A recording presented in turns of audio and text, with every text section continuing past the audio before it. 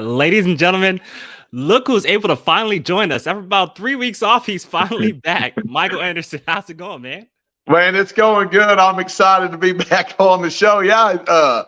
I guess I kind of took a hiatus or just stuff didn't line up right and airplanes didn't land right. I don't know, man. It was crazy, but I've been gone. I'm excited to be back on the show. Want to talk about all kinds of stuff that's been happening, man. This past couple of weeks, I've been talking to a lot of people about this whole top fuel racing that we do, and everybody's getting excited coming into all these races that's going to be coming up.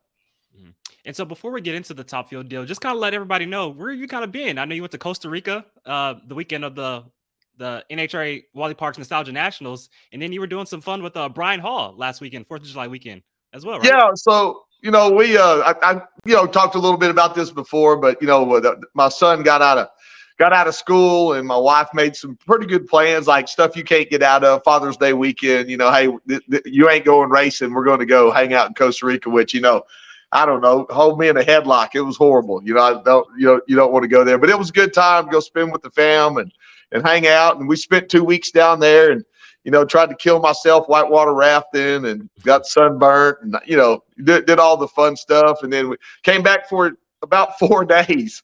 And then 4th of July week, man, we went down to Port Aransas, Texas, which we do every year for a week to celebrate 4th of July. And this year, I've got my normal, folks that I've been, guy that I've known since 2nd grade, 3rd grade. We've been meeting down there for 5 or 6 years, and his kids are the same age. And then I had called Brian and Kelly and said, "Hey, man, y'all want to come down and hang out in Port Aransas?" And he was like, "Yeah, let me just check and see." And so, anyways, he come back about, I don't know, the next day. He's like, "Hey, we're in." So they loaded up, man, and spent a week down in Texas and was sunburnt to hell too. Everybody, tired, and it was a good time. Played a little golf. It was fun. It looked like it was a lot of fun too. I was following along on social media, and when you were in Costa Rica, I see you had your feet kicked up watching the race from Bowling Green, Kentucky, Beachman Raceway. And like I said, I seen all the fun that you and Brian were having, and so a little fun for me too. I'm actually heading to Bandimere Speedway, Denver, Colorado this weekend for the final Mile High Nationals, the final race up on Thunder Mountain. I'm really excited about that. So if you have any recommendations, Michael, where to go eat and stuff like that, let me know, because I'm looking forward to it. Well, the bad thing is whenever we're there, we're always just at the track. So we don't even get to. I think we were eating at the Denny's, man, just because that's what was open. But there's some good places to eat there. There's going to be plenty of people there. I actually texted Kevin Rowe earlier and said, "Man, I ought to fly in and go watch the dang finals on this deal." And he's like, "Hey, we got a spot for you. Come on." That kind of I'd love to go there. I'd love to go and watch that last race. I never did get to see the big show there, and I'm sure it's going to be, packed house as usual, packed house. Yeah, it's going to be fantastic. And like I said, I'm looking forward to the final race up on Thunder Mountain, Bandimere Speedway, for the final NHRA Mile High Nationals. And so, but we're going to talk about, some top field action happened the past couple of weeks. You weren't on, and man, how about it? Tyler Hilton gets the win, takes down Jim Murphy in a great final round. There's a lot of great video out there on the internet if you've not seen it, but Tyler Hilton gets the win. Technically, since we didn't run the Marsh meet, that's now back-to-back wins for Tyler Hilton. He has the points lead, and they're looking strong so far early here in 2023.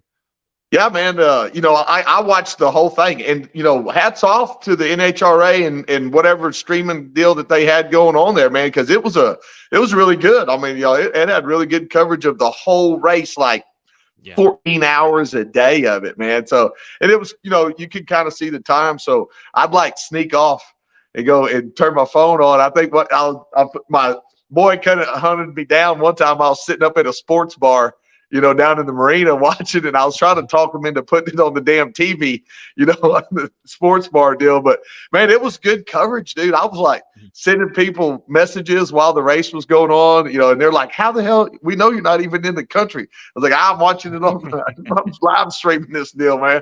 But yeah, great race to watch. A lot of excitement, that went on. God dang, man, this. It's hot there, but they were saying that the weather was pretty decent, really, for what's normally hot as hell. And cars showed up, put on a good show for everybody, and But in the end, the two ones that was hauling ass was the ones that was there, and that's exciting deal. Whenever there's about 5 generation difference between the guy in the right lane and the guy in the left lane, it was good. It was good. It was hell of a good race, man. You couldn't ask for much more than that. No, you couldn't. And, shout out to Brian Loans, who obviously is the voice of NHRA on Fox. He was, in the booth that weekend. He did a great job. So knowledgeable of the sport. And I talked about this on our last show when I did kind of like a Wally Parks NHRA Nostalgia Nationals recap. Tyler Hilton and Bobby Cottrell. It's basically like a rehash of what happened last year. So not only do both drivers win the race, but they win the race qualifying number one and basically just dominate all weekend long. So just kudos to those two guys. And they both have the points lead. They're looking strong right now. But like I said, just a great final round between Tyler Hilton and Jim Murphy. And got to give a shout out to Adam Sorokin making it to the semifinals. I know I had a little problem in the semifinals against Jim Murphy, but great to see Adam Sorokin go arounds. Julius Hughes scored a round win as well. And we got to give a shout out to our boy, Kyle Huff, who finally got his top field license out at the Wally Parks NHRA Nostalgia Nationals. Congratulations, Kyle. That's awesome. Yeah, man. So he sent me a picture of it. I did the same thing whenever I got mine. It's an exciting time whenever you get comes in the mail, and he sent it out to the group. Hey, man, check it out. Blah blah. Everybody's like, congratulations, hell of a deal. And I'm glad that they got out there, got done with what they wanted to get done. Got to sit there and run their car. And this is no easy deal. No matter how long you've been doing it, it's no easy deal. And he heard a few parts here and there, but in the end, he got done with what he wanted to get done. And I think Boise's going to be probably a little bit tough for them to make it to. I just kind of talking with him, but Tulsa's not off the list, and for sure, Hot Rod Reunion / March Meet. He's definitely going to be there to go race that deal. So they got plenty of time to burn some more nitro and get that car tuned up, man. Mm-hmm. And we talk about Tyler Hilton winning the race, but that's not the only Hilton that was out there in Bowling Green. There was another Hilton, Mike Hilton, Tyler's uncle and brother to Bobby Hilton, the crew chief on that Great Expectations 3 Top Fuel Dragster. Great to see him out there, make some nice, good runs. Not quite sure though. So he did not complete his licensing run, but he will get it. I'm not sure when the next time he'd be out there, but he is working towards getting his license in a front engine Top Fuel Dragster. Absolutely. And I've talked to Mike, over the past year, handful of times, dozen times or so. And, this is kind of like a dream, that he wanted to get done. And he's been around it his whole life. And I'm excited for him to just sit there and keep knocking it out. They got a good car there. They got a good combo. He'll get it straightened out, get out there and finish up that license and be out there racing with all the rest of us before too long. Mm-hmm. For sure. And I forgot to do this at the beginning of the show. I always do this. Welcome, everybody, ladies and gentlemen, to episode 14 of the Kings of the Sport podcast. We are back after a little layoff. As always, I'm your host, Darren Williams Jr., but the star of the show is my man right here to my right, the West Texas hustler, Michael Anderson. So thank you guys all for tuning in. If you haven't already, to help out the show, make sure to like this show and share this show and let everybody know we are talking everything front engine, drag racing, and everything NHRA Hot Rod Heritage Series racing. And Michael, we have a very special guest joining us here tonight. He was racing at the Wally Parks NHRA Nostalgia Nationals. Fill us in, man. Yeah, so Phil Ruskowski, what a great dude! Hell of a story. Been around this sport a long time. Runs a conventional small block Chevrolet. 23 degree, light it up. Ticking time bomb out there, and and he had a moment. He had a moment. He made some good solid runs though. I mean, he was there, probably the best race since I've been kind of watching him or been around him that he had, and it looked like whenever he did light it up a little bit, lost some paint and a whole fire suit. But it was on a run, man. It was probably on the best run that it was going to have that it's had in a good while. So hats off to those guys.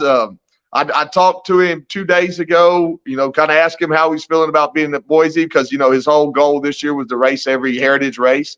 And he said that it looks like they're going to be there. Like, they're going to, they're going to make it. I don't know how pretty the paint job's going to be or what, what's going to go on, but, chrome don't get you home. So it don't matter, man. You just got, as long as the motor runs and the clutch works, all the rest of it ain't nothing but, for pictures. So I'm excited for him. If he can make it, man, it's going to be awesome. And, that'll probably be like car 8 there, or, possibly 9.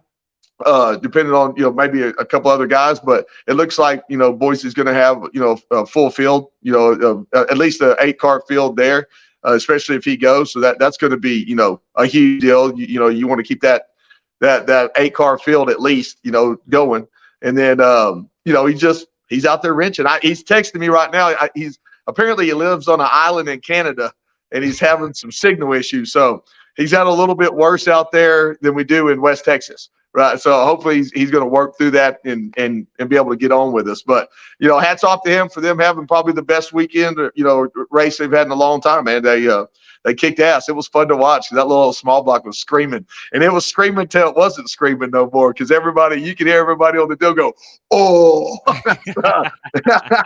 So I think he was trying to outdo Sorokin. He wasn't going to let him be the only one out there burning some paint. But, it makes for interesting racing. I don't like to see people tear their stuff up and catch on fire, but boy, I'll tell you what, them fans, and god dang, the fans there were unreal to see how many people were in the stands, just because you can watch it on the screen.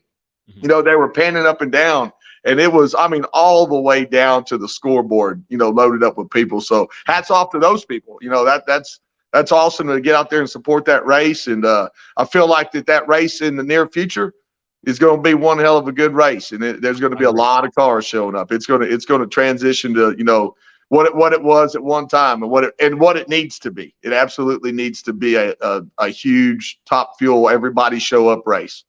I agree. And like I said, it was very entertaining to watch from home. And like you said, the packed grandstands, we saw some great racing. And just going back on fire and everything like that. And let me ask you this, Michael.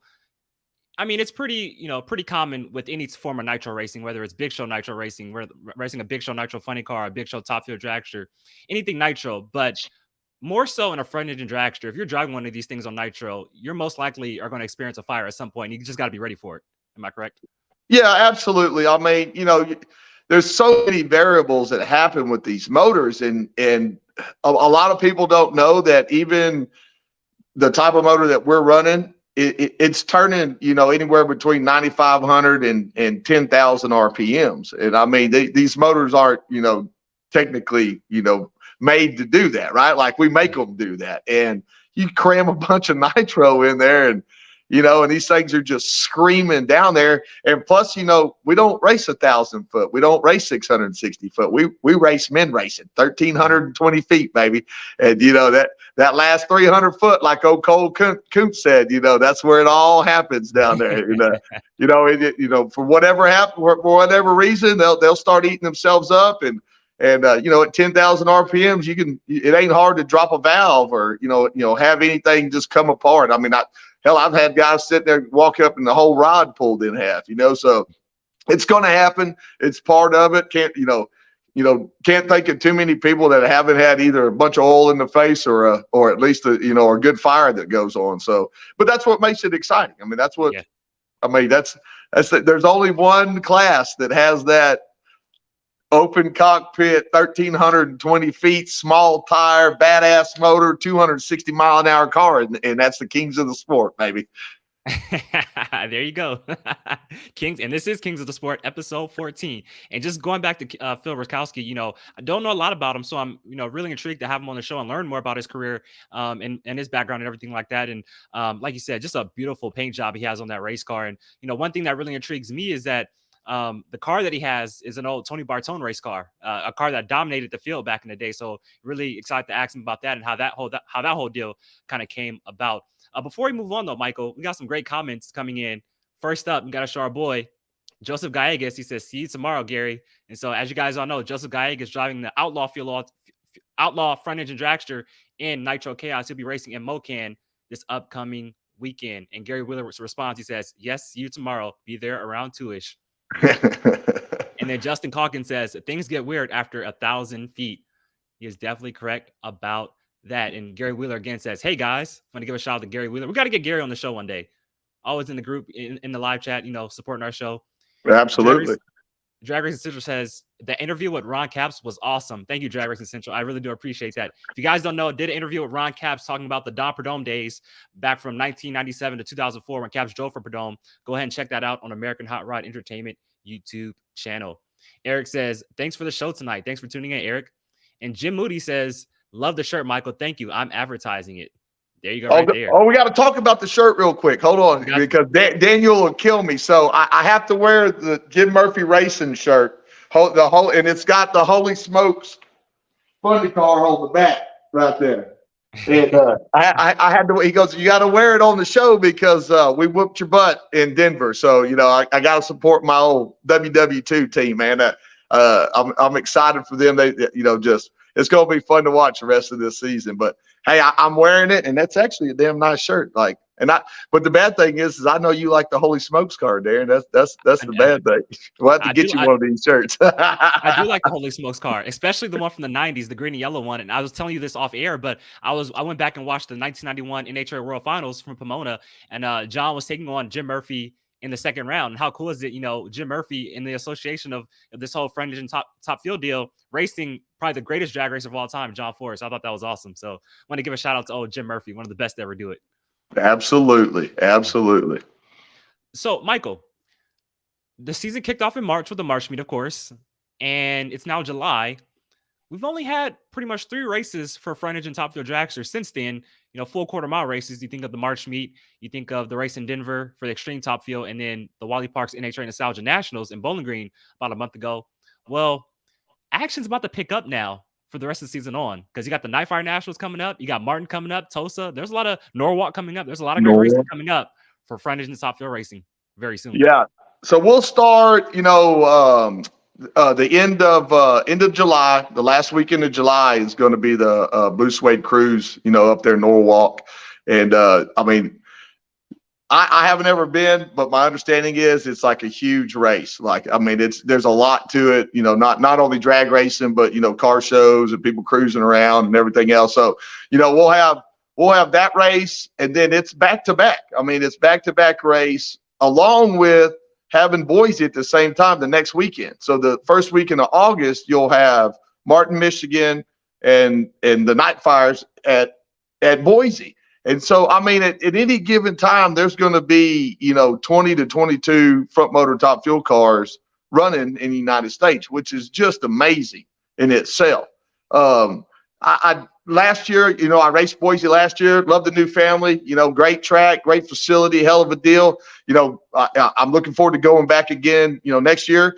But man, it was crazy because I was in Boise. I was talking to Young and Martin, like he's sending me videos of what's going on. I think there were 12 or 13 cars there. We had like 9 going on in Boise, and like everybody's sending messages back to each other about like who's running what and what'd you get. And it was pretty crazy, just behind the scenes stuff with all the guys, because everybody was excited to see that many cars running at the same time, which that's the goal, man, right? Like eventually to try to get everybody to show up like at one time, everybody show up right there, and it would be freaking amazing to watch it happen.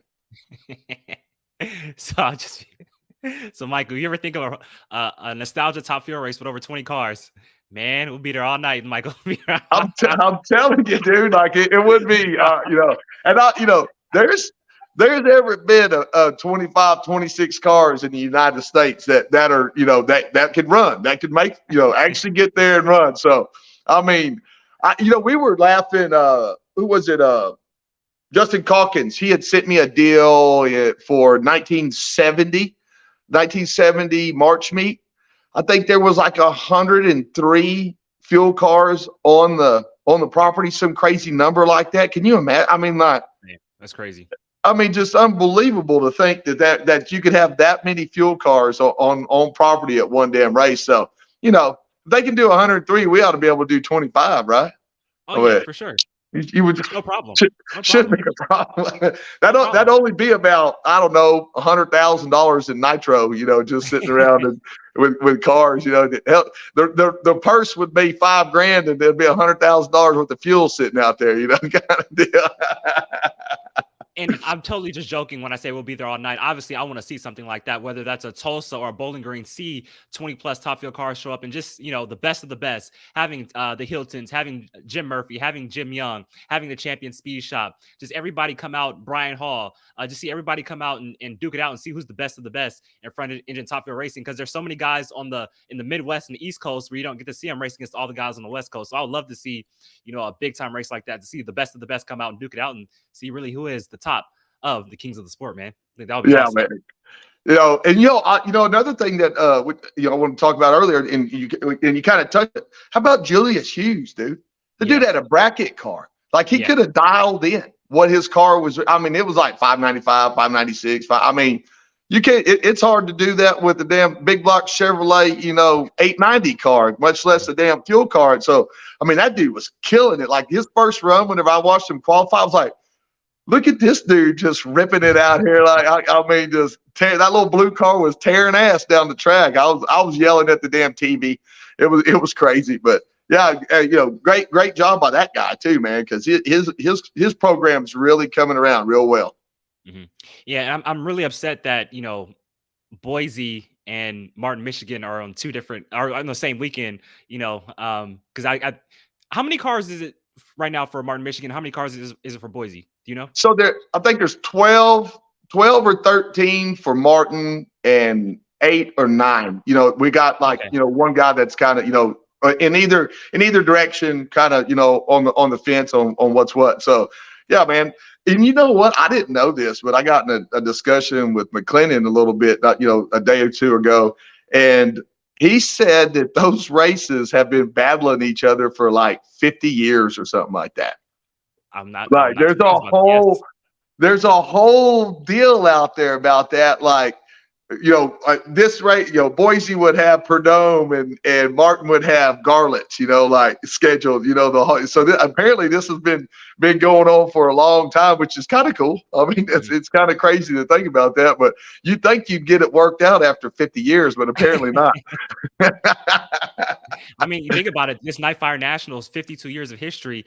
And man, I'll tell you what, I've been trying my hardest to get to Boise, and I was trying really hard this year, but I don't think it's going to happen just, because, hey, travel and stuff is very expensive. But one of my dreams, a dream come true would be is to attend the Night Fire Nationals. I've done the March meet. I've done the California Hot Rod reunion. Now the Wally Parks NHRA Nostalgia Nationals, the Night Fire Nationals. I mean, that would just cap it off. I've done some of the biggest races, the U.S. Nationals, the World Finals, the Winter Nationals, but the Night Fire Nationals, that's the one I really want to get to just because it's at night, middle of the summer. Boise's just a great track. Be a dream come true. Got to hit it one day. No, you got to 110%, man. You got to get there, meet the new family, go have some ice cream, sit out there in the deal. I mean, the staging lanes, man. I can't talk enough about the staging lanes. The staging lanes are just killer, dude. Like, because you're just like you're parked right here, and the stands are like right here, kind of above you, and like everybody's leaning over the rail, looking at you, waving and stuff. It's a damn good place to go, though. Damn good place. And, even going back to looking at, like the Martin videos from this past year, man, I think what they told me that they had to delay the race 2 hours because they couldn't get everybody in off the highway to get in there to watch the dang race, man. I was like that. I mean, they had like a drone picture, it was up and like everybody's there and like the cars were all the way down the damn highway. I was like, good. I mean, so it just goes to show you, man, people want to watch this stuff. They want to watch it. They want to be there. They want to have their eyes burning. They want to have their nose running. I mean, they want to be right in the middle of it. So I'm excited about all of it. All of it. I know I've caught some hell from some of my California buddies about not making it to Boise, and stuff. But I'm like, I'll be there next year. Don't worry, boys. We got a comment here from Joe Haas. He says, "See you at Martin with the Tri-State Top Fuel Chevy." How about that? That's awesome. Yeah, he's going to be running that big block Chevrolet over there, man, and with Steve McLean in that group, and they went out a couple times, did a little testing and stuff, I mean, that car's been around a minute. They know how to get it done. I think they're running it like on like 96% or something like that. Like it thumps. So yeah, it'll be fun to see them there, racing it up. Jim Moody says, "Need to have a Top Fuel impersonation contest. I get it down, guys." There you go. Jim and his dog. Trying to see some more comments before we move on right here. Thank you guys all for tuning in. Like I said, to episode 14 of the Kings of the Sport podcast. Kind of like our return. We've been off for a few weeks, so great to be back live on the air for you guys and streaming live here on Competition Plus, YouTube, and Facebook. And if you haven't already, make sure to like this show and share this show and let everybody know we're talking everything front engine dragsters. So, Michael, any final thoughts before we move on and bring on our guest? Man, just, want to tell everybody, thanks for all the messages about, hey, where you been? What's going on? What's going on with the show and stuff. And, I think it's really cool, man, that y'all watch the show, like, and that feel like I'm a part of it and the whole 9 yards. I got a lot of messages, a lot of stuff. I was gone, on vacation. You try to make that deal where you don't talk about drag racing and while you're there, because I talk about it a lot, blah, blah. But yeah, man, I want to thank everybody for, hanging in there. Darren did a great job keeping her going. I watched a little bit, on the airplane whenever I could, and then, caught all the rest of it. So yeah, just telling everybody I appreciate y'all, man. Hey, I'll tell you what, I think I bored everybody to sleep that show, just babbling. I was just babbling the whole show for a whole hour, just babbling, just talking. I don't know what I was talking about, just saying anything that came to mind. So I'm happy that everybody came back this week after me boring them a couple weeks ago. So I want to say thank you. Thank you for that. Yeah. I felt bad too, because, we sat on the damn tarmac for 2.5 hours waiting on people to put fuel in the plane because it was raining. I was like, yeah, nowadays you can't do that. You're going to miss every other flight. We ended up staying in Dallas that night at the Hyatt Hotel in the airport and flew back to Abilene the next morning. So you didn't fly out that night? No, we left San Jose, Costa Rica, and made it to Dallas, and then we walked out of customs, walked around the corner, walked right in the hotel, and the flight from Dallas to Abilene is 30 minutes, like literally. Really? Yeah. Really? So it just goes like that, and so we woke up the next morning, got on a 9 o'clock flight. We was home, at 10. That's like me to Vegas. Vegas is like once you're in the air, you're landing like 15 minutes later. It's only a 45-minute flight. Like it's that fast. You don't even get a drink, man. You don't even no peanuts, no nothing. Well, did Phil make it on? He's on. He's on. All right. Awesome. So I think what we should do is, since he's having connection issues, we'll go to break for a little bit, and you call him, see if he's ready to go, and then when he is, we'll bring him on. Okay. Like that. All right. Sounds good. Ladies and gentlemen, Phil Ruskowski is next. If you own a beautiful modern muscle car like this 1320 Challenger, I'm sure you don't want it stolen. Because the Challenger and many other modern vehicles have an easily accessible neutral release strap. That was your coin holder in your central console, and beneath that there's this red cord that someone can pop, put it into neutral, and potentially easily steal your car. But at destroyer1320.com, they have the TDS, Theft Deterrent System, which is a cover over that strap using factory mounting points so that you don't get popped by a thief. So make sure to go to destroyer1320.com using promo code MMR for 15% off and get your Theft Deterrent System TDS and steal the thief's hope. Competition Products, your source for hardcore engine parts for street, strip, and oval track. Our free catalog is packed with hundreds of product lines from the best-known manufacturers in the performance industry. Lowest prices guaranteed. Free shipping and handling on all orders over $149 in the continental U.S. Need expert advice? Our knowledgeable staff is just a phone call away. Competition Products, race parts sold by racers since 1970.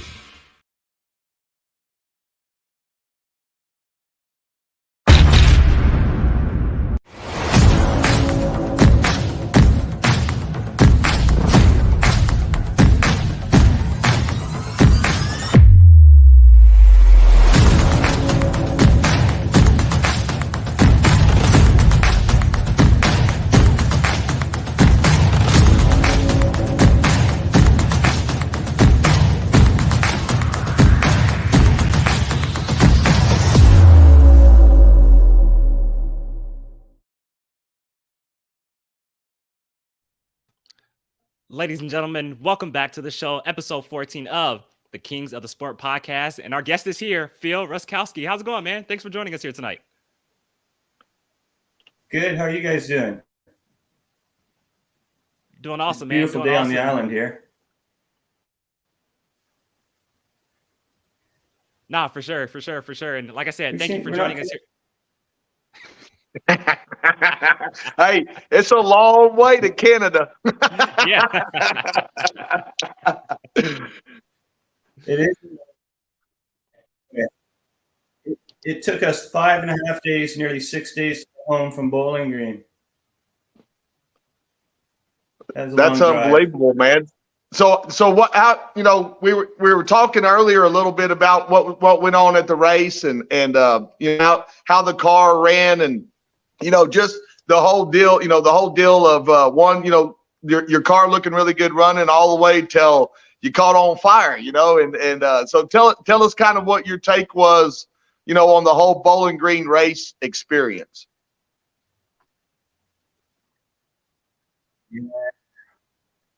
Yeah, that was a bummer. That you're talking about running past 1,000 feet is the danger zone.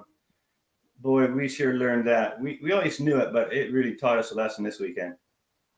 It was trucking along pretty good, about 1,000 feet, and all candles were lit. It wasn't laying over, and just boom, instant, no sign of it, just out of the blue, just a massive explosion and big fireball. And as I sort of went down the shutdown area, it just got hotter and hotter. I was absolutely amazed at how hot it got in the car. So how bad was your fire suit and everything? I never did see any pictures of your fire suit or your helmet or any of your gloves or anything like that. My gloves were a little damaged. My suit stood up fine, no problem. Not a lot of fire inside the cockpit. It was sort of licking around the top. I thought my visor was going to be all melted, because it got so hot in the car, but it's crystal clear. The safety gears definitely did its stuff, but it was we've had a couple smaller fires, but nothing like this. And it was definitely an eye-opening experience. When it bites, it bites hard. So for everybody out there that doesn't know, kind of tell them what combination that you run in your car, which is, not your standard setup for running Nostalgia Top Fuel. I run an old small block Chevrolet combination. It is the early Champion Speed Shop combination massaged with some of the newer components that are available now. We haven't had a lot of problems with breakage in the past. We burned pistons and damaged some heads a little bit, but not typically a big problem. The last 2 runs, we've taken a motor out. So it's a kind of, we're wondering what we're up against. So something's changed in the combination. It's telling me it wants something. And so, Phil, oh, you got it, Michael. No, go ahead. No, I was just going to say, speaking of it, pretty unique that you're running the small block Chevy. Just kind of, what appealed to you for you to run the small block Chevy, and how closely do you kind of work with Champion Speed Shops and Bobby McClendon and everything like that? What started me, I actually didn't start with small blocks when I started drag racing. I ran big blocks. I ran an automotive shop, and we built a lot of small blocks, so it was sort of natural to go that direction slightly. And you got to remember, our early cars were alcohol. So, we didn't have the inherent problems with a nitro small block. It's just really been the last year and a half that we've, been a little bit over center, I guess. As far as working with Champion Speed Shop, I try and steal every bit of information I can from that man. They are really, really helpful with us. I try and keep in contact with them and get in line for the parts that he's selling off. They're still good. The knowledge in that pit area is just stunning. I mean, words really don't describe it. So, I try and really pay attention to what he says. Bob always takes the time. Huge at making me get the right connections, like with Bob Molinari. So, we've got a pretty fantastic working relationship. And I'll tell you another thing, Darren, that whenever you go to the race and the whole Canadian crew is there, it is one hell of a good party too, all the way around. Drag racing's almost second to the whole. Let's all get out here and have a good time, because it's such an ordeal for this man. Like, we bitch about having to, what it takes for us to get to a race, but it ain't nothing compared to what it takes this man to get to a race. And Phil, tell us a little bit about, like, whenever you decide you want to go to a fuel race, what all is entailed in y'all actually getting there.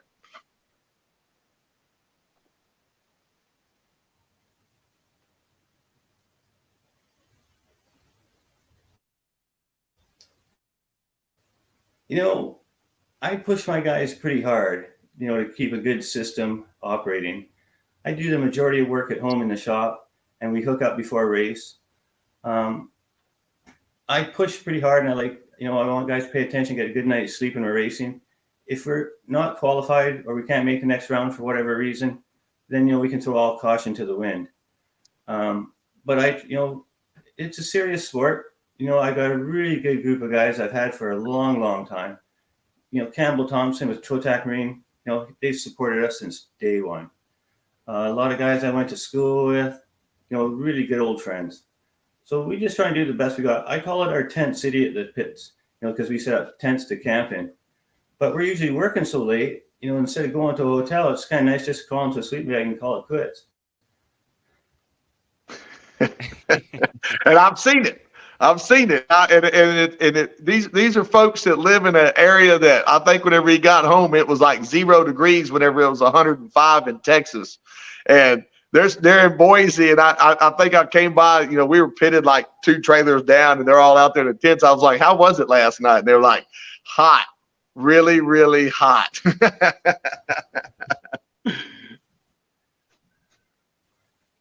So, Phil, just let everybody know who doesn't know, what part of Canada are you actually located in? Fill us in. Well, it's a crazy sport, but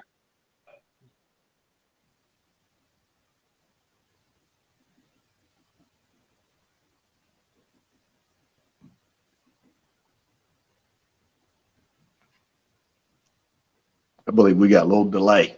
There's sort of a delay with this. It's hard enough to keep up with it as it is. It's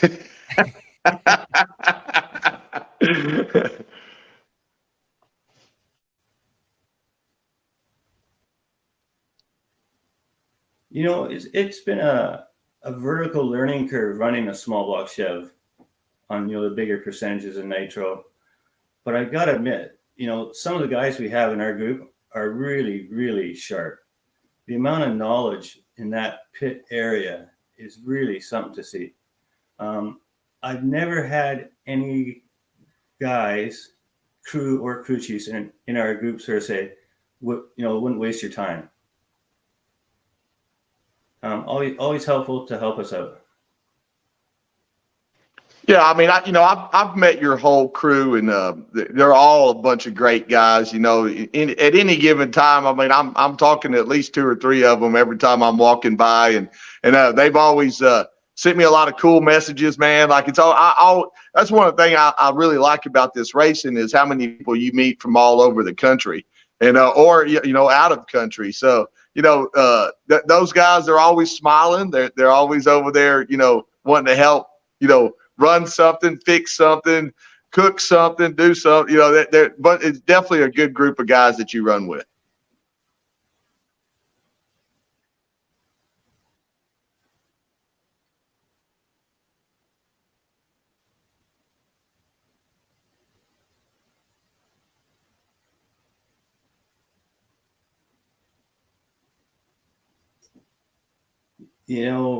Going back to the crew and that, I was very fortunate, got to work with Jeff Deal on the Nitro Funny Car on the pro circuit.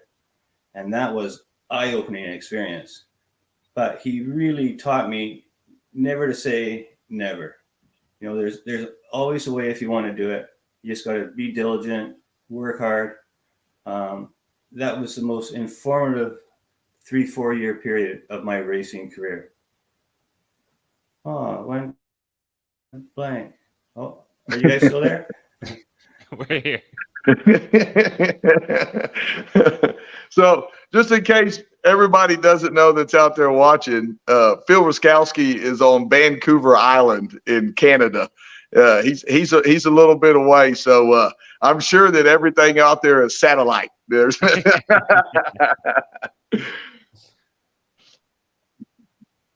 Yeah, see, right now you're coming in bright and clear. It sort of Well, has like, whoa. well, we're gonna do what we can to kind of make this happen. What do you think, Darren? You think we might try to do something a little bit different, or? I mean, I think, if we could just, it's just a little bit of a delay. So I think if we ask a question, we just wait, about 10 seconds to let him respond and do it like that. I think we'll be fine Okay. there. Or another option we could do is, he could probably turn off his video and just have the audio, and it'll probably come in a little quicker for his internet. Probably do that too. So let's take a quick break again, guys. Sorry for the technical difficulties. We'll take a quick break. We'll try to get that fixed out, and we'll come right back with Phil Ruskowski. Be right back, ladies and gentlemen.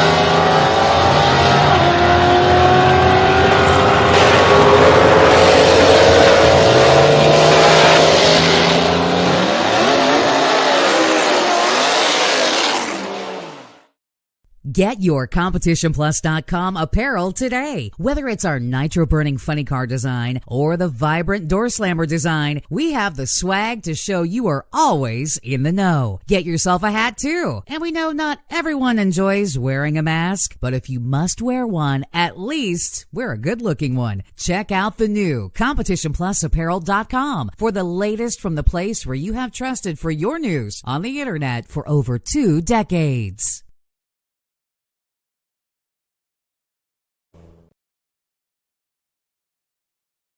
If you own a beautiful modern muscle car like this 1320 Challenger, I'm sure you don't want it stolen. Because the Challenger and many other modern vehicles have an easily accessible neutral release strap. That was your coin holder in your central console, and beneath that there's this red cord that someone can pop, put it into neutral, and potentially easily steal your car. But at destroyer1320.com, they have the TDS, Theft Deterrent System, which is a cover over that strap using factory mounting points so that you don't get popped by a thief. So make sure to go to destroyer1320.com using promo code MMR for 15% off and get your Theft Deterrent System TDS and steal the thieves' hope. Can you hear me now? We're live, Michael. We're live. Did you mute me, Darren? I muted you. You can hear you through the commercials. Oh, well, anyways. So, I mean, it's fine. Whatever. Hey, I think what we're going to try, we'll just tell everybody. It's no big deal. I mean, they can kind of see. But what we were talking about behind the scenes is to try to get Phil. We're gonna work on getting his connection right, and then get him back on the show. And then we can talk a little. There's probably about a 10-second delay between Texas and Vancouver Island, and so if you're good with that, Phil, I think we'll try to reschedule you on the show. How about that?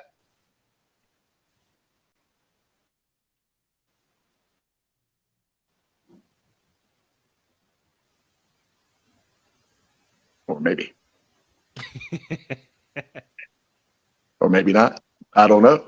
Hey, it's a 10-second delay from Vancouver to Texas, but about a 20-second delay from Vancouver to California. Yeah.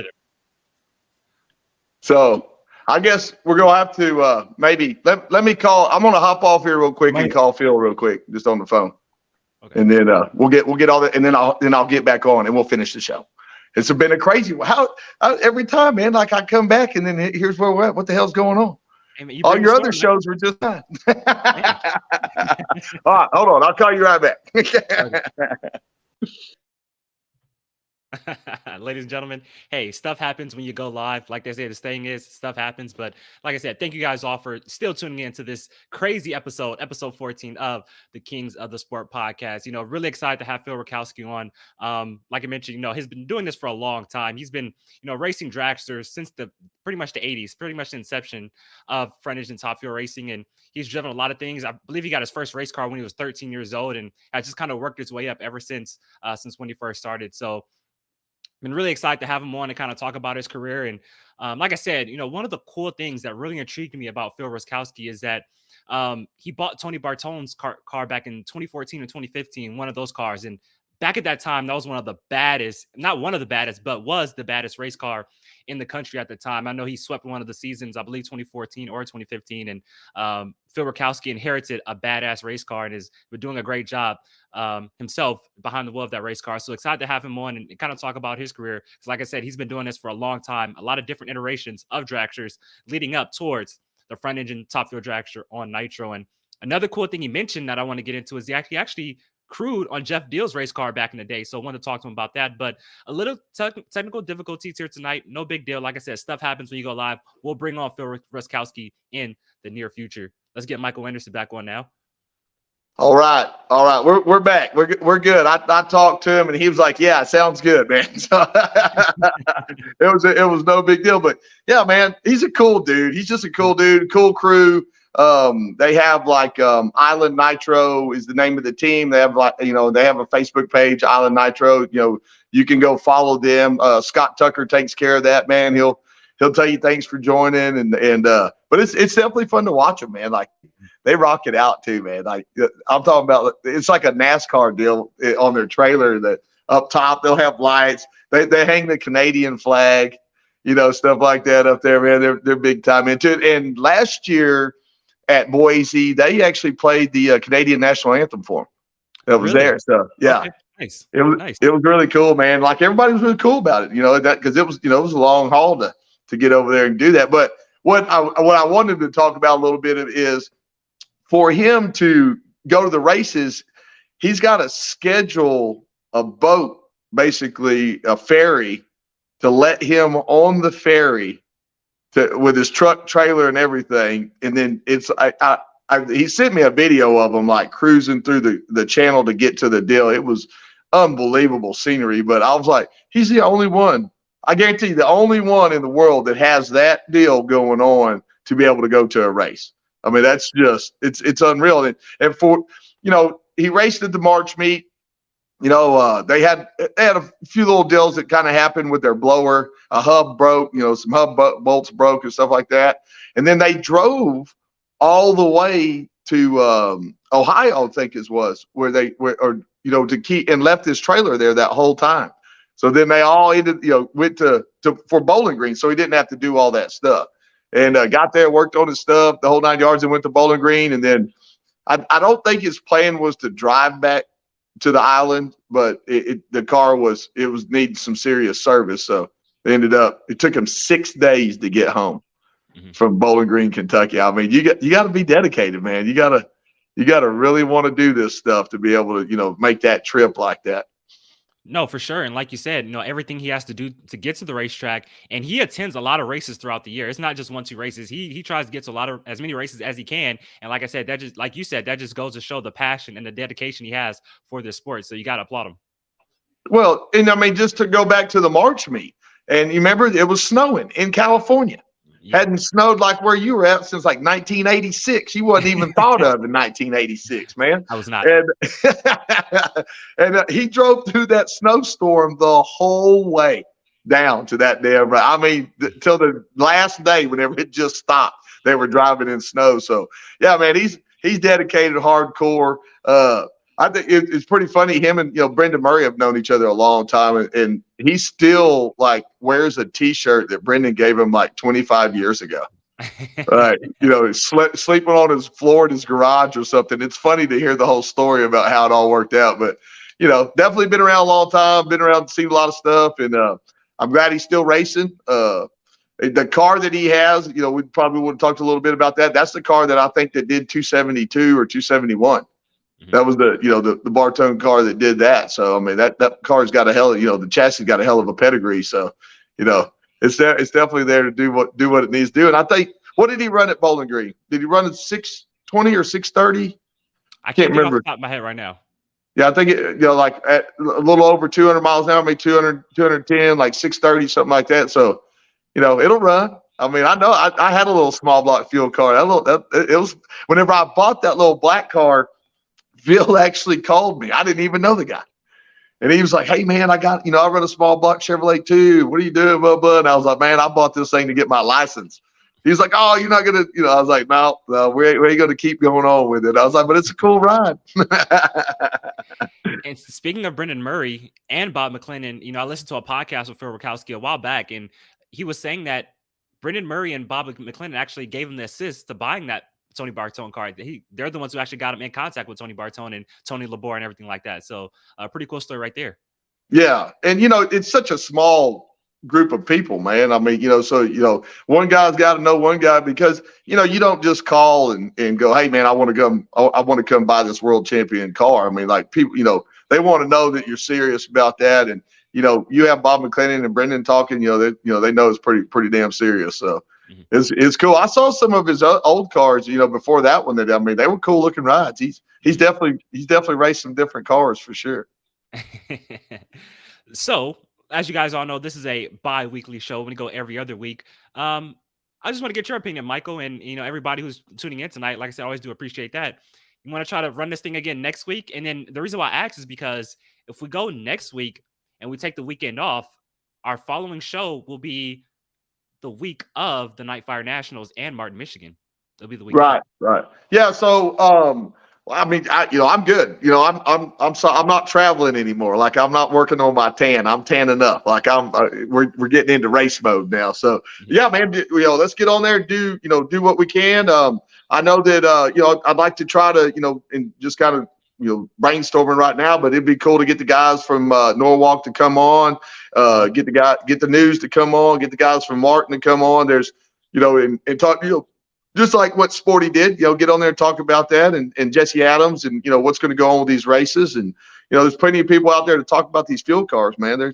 Everybody's chomping at the bit to get on the show, and then you're running out of days, to make that happen.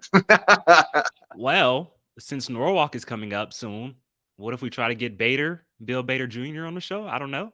Big track Yeah, promoter. I think we That'd should be totally awesome. do it. Yeah, That'd be awesome. I know he's been informed about it. He just hasn't been told a date yet. So, I mean, I would say let's get him on there.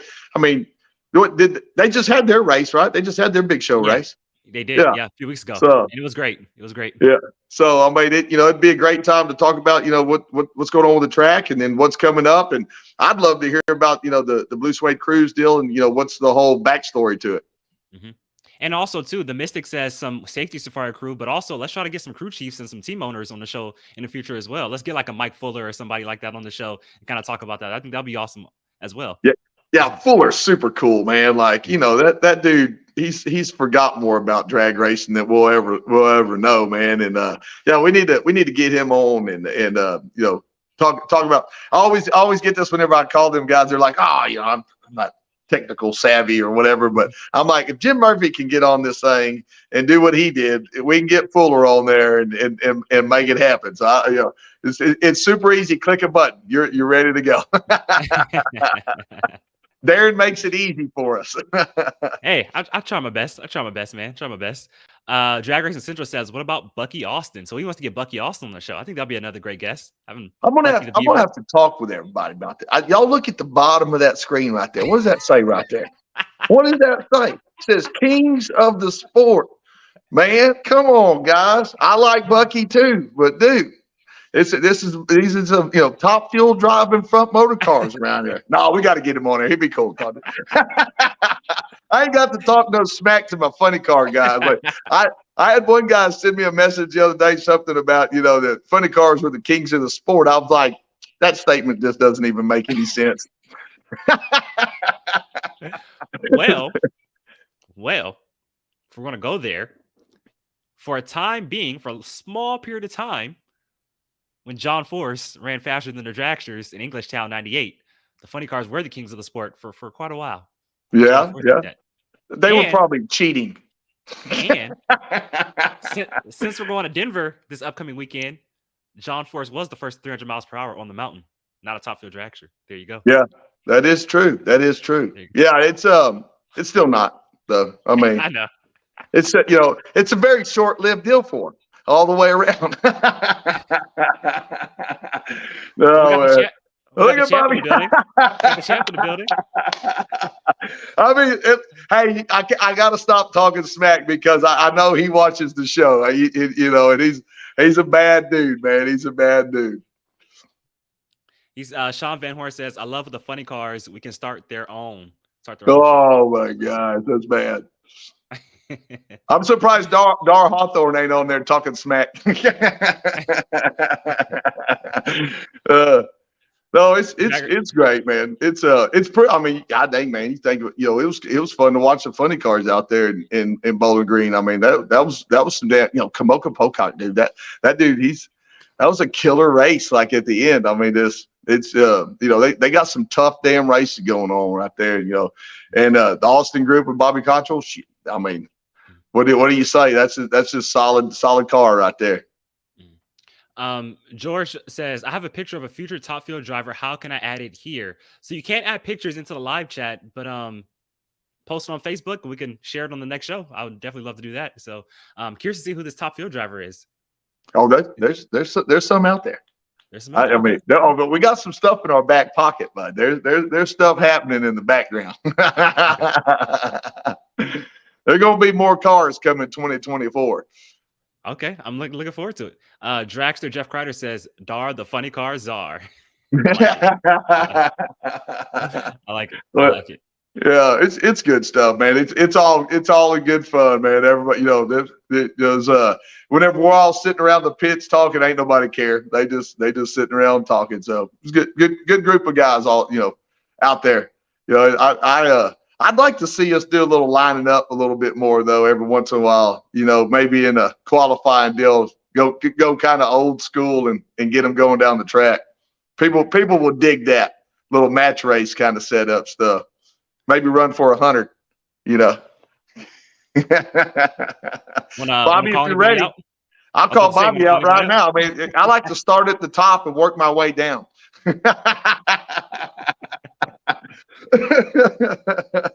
Oh my God. I'm going to get myself in trouble. Brian Fox says, "Adam would be great to see on here." We've been trying to get Adam for a while now. Just, work schedules just doesn't kind of work out. But if you'd like to see my one-on-one interview with Adam Sorokin a few years ago, go and check that out on American Hot Rod Entertainment on YouTube. And what we probably have to do is we probably have to interview Adam on a weekend, pre-record it, and then post it, play it here on the show like that when we go live. We probably have to do it like that sometime. Yeah, I talked to him Monday, I guess it was, and he was just like, and he's probably watching it right now because he turns it on at work whenever it's going on. But I guess he gets off at 8, on how his work schedule works. So if we did ever get him on, where it was live, he scheduled it and made it happen. But yeah, we definitely need to get him on. He's not a character and he hates to talk. I mean, it's just, I don't know how we could get him on here. I think he's scared, really, is what it is. It'll be a real boring show, Yeah. But by the time we got done with it, everybody'd be an expert top field driver for sure. Adam's a cool dude. We were jacking with him today on Facebook. I can't put it on there, but it was pretty damn funny. I'll tell you what. Adam, one of the most knowledgeable drivers I've ever interviewed. Like, he can break down a run to the T. I mean, it's amazing. His just analysis of being behind the wheel and breaking down a run like that, it's amazing. So I would love to get Adam Sorokin on the show. It'd be awesome for the guest. Yeah, there's not too many guys, within our group that hasn't talked to him about something or somehow, just maybe a little, quirk or something you got going on, and he'll start talking you through what's going on and what you feel. And I mean, yeah, he's very technical about that stuff, which really helps out tremendously. Mm-hmm. One of my dream guests would be the driver of the old high-speed motorsports dragster. And if anybody out there who could set it up for us, Mindy Fry. That would be great to have Mindy Fry on the show. Talking about the days when she dominated. I've talked to her about it. She Yeah, I mean, like we can get it done. No, she knows. She knows about the Oh, show. She knows. Yeah, she knows. Yeah. I talked to her about the whole ordeal, and she was like, "Yeah, you just kind of got to let me know." But you can't go through Facebook because they don't. Her and Cole don't get on the Facebook that often. But there's a okay. you can go through another way and get a message and make it happen. But yeah, she's in. You know who I sent a message to just to see was Paul Romine. Okay. Paul Romine. Yeah, I like it. Okay. first in the fives in the front motor Okay. car like that. Paul Yeah, Romine. I like it. That's a yeah. nice name right there. He goes, he would just kind of told me, hey, I'm not real savvy with all this stuff, basically, but I think we could get somebody to work it out. And he was on my butt about the posters, the March Meet posters, because he's on there, and and me, I'm out there in left field most of the time, and he called Adam and said, hey, can you get this boy to get me some posters sent to me? And like Adam called me, he's like, hey man, you get the posters sent to Paul. He needs them. So he. What But what about Rance McDaniel? What has he been up to? I don't know. He'd be a good one. Sit there and Rance talk with, McDaniel. man. I like that. Spike Yeah. Gore. Another good one. Um, Just throwing out some old school names. Bill Dunlap. I like to get Bill Dunlap on the show. Dude, Bill Dunlap is so fun to talk to, though. I mean, like, we could definitely get Bill on there, man. That one time he fired my car up, man. He Yeah, I warmed it remember you up. telling me that. Yeah, that was Yeah. cool. Yeah, but yeah, no, we could definitely get Bill on. I think any of those guys, man, it'd be kind of fun to get people on there to talk about, maybe from the early 2000s, what was going on with these cars, and then kind of how it all evolved. Hell, we can get Brendan Murray on there. He could probably tell you, the whole beginning since 1987 on, what all went on, that kind of stuff. So yeah, we still got tons of guests to get on the show, and they're not funny car guys. These are all dragster. Hey, everybody who's tuning in, let me just let you know, I love funny cars, so I don't discriminate. I love dragsters and funny. That's Michael right there. I'm not with that. Just letting you know that. It's totally me for sure. As I'm wearing my Jim Murphy Holy Smokes, funny car shirt right now. Yeah, but I had to do it. Daniel. Daniel was going to be on me about it. Okay, so just knowing that somebody has to stick Michael inside of a funny car one day, just for the sake of it. Stick Michael in a funny car. I would get in one. I'd probably sit there. Yeah, I'd probably get in one. I mean, I ain't never much shied away from driving something. It just I've always liked the way funny cars look. I've always liked the way like funny cars are supposed to look. Not so much what we got going on now, but like a good old 78 Trans Am. Probably my favorite one, paint job, all the whole 9 yards, is Cruz Pendragon's. Right, the white and blue Firebird. What is that? The California California Charger. Yeah, California Charger, man. That car. And you don't even get to see it that often. That's what's crazy. Yeah. But that paint job is like the first time I saw it, I was like, whoa, I'd probably have to drive that one. Now that is a great looking race car, and he's been saying he wants to bring it out for a long time now. He just never does. But I mean, he basically says, it's just hard to find a crew to actually crew the race car and stuff like that. Because I'm pretty sure the whole Snap-on crew is a whole different crew that would crew the California Charger. So, but yeah, I would love to see it on a racetrack because it is a beautiful looking car. It definitely is. Yeah, and that's the thing about the guys that we all race together with, man. Those cars are just they're killer, man. They're killer looking. They got fantastic paint jobs, and a lot of times you're kind of walking by one and then you look and you're like, whoa, I don't remember that. It's just really nice, outstanding paint jobs. Dan Horan's funny car. He's got one hell of a damn paint job on it. Just the old War Eagle, man. Del Poldy's old ride, man. That's a killer paint job back in the day, kind of stuff. And then bring it back. That's badass. They're very similar, but the Miller Warrior car is, the one I like a little bit better. But the War Eagle is a very beautiful looking race car. It really is. I like it. Yep. Yeah. Well, hey, Michael, before we get out of here though, and I don't talk a lot of smack on this show, but Sean Van Horn, he's been in the comments. He says, FYI, Bobby Cottrell is a dragster guy. But if I remember correctly, didn't Sean drive a funny car, a few years back? If I remember I correctly? think it had like an A&W on the side of it, or something like that. Yeah. I don't know. But the deal is, it's not where you start. it's where you end. So I'm just saying, I mean, he did drive a funny car, so I guarantee you it wouldn't take much to get old Bobby's arm and twist it just a hair to get him in one. It'd be all right. Joy says, "Choo choo, mama." Well, hell yeah, man. Well, I'm glad to be back on the show, and glad you let me get back on here, and you didn't kick me off. And I used to drink Bud Light. God, this guy's killing me. It's never ending. Once you start, Darren, it is never ending with these dudes. I see it. Yeah. But yeah, man, it's great to be back on, and looking forward to let's do it next week. We'll get it. We'll get Bill Bader lined up if he can make something happen, and then get some of these other guys to talk about what's what. It'd be really kind of cool to get Julius on to talk about his bracket car, because cool. I mean he's really come on with his program. It's been fun to watch. So got plenty of dudes. We're going to get everybody, even some funny car guys. Another guy right here too, Frank McBee Jr. We got to get him on the show as well. And before we get out of here, Bobby Cottrell says I fit pretty good in Sean Van Horn's car. So yeah, McBee wanted to be on the show, but he had a birthday to go to tonight. Okay. So he was kind of locked in on that. But yeah, he's definitely like, let's get on it. And that's another guy, man, that had his fastest runs at the March meet. He's qualified for the March meet that's going to go on in October, and it's going to be fun to watch. His crew chief is Denver Schutz' son, Darren. So them boys have been around top fuel racing for a long time. I mean, he has to be cool if he has the same name as me. I like it. That's it, man. Yeah, he I always tell him, like, whenever they fire the car up underneath the awning over there. Oh, there you go. Who is that? Cottrell? That's Cottrell.